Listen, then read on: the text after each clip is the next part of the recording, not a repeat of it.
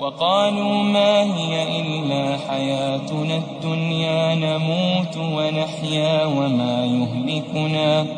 وما يهلكنا إلا الدهر وما لهم بذلك من علم إن هم إلا يظنون. وإذا تتلى عليهم آياتنا بينات ما كان حجتهم إلا أن قالوا ائتوا بآبائنا